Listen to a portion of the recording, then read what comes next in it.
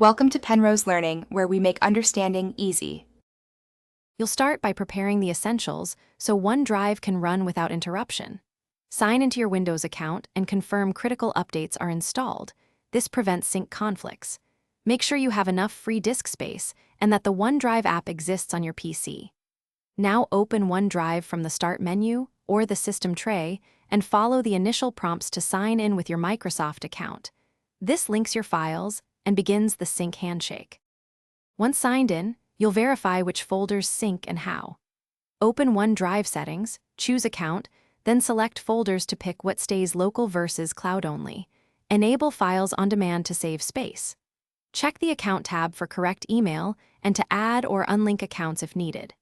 If sync stalls, inspect network and proxy settings in Settings and Windows Internet Options, because corporate firewalls or VPNs can block synchronization. Finish by confirming OneDrive reports, up to date, or a syncing status in the System tray. This proves it's running properly. If the icon is missing, open Task Manager and restart the OneDrive process or reboot your PC to reload services. If issues persist, reset OneDrive using its reset command, which reinitializes sync without data loss. One key troubleshooting tip.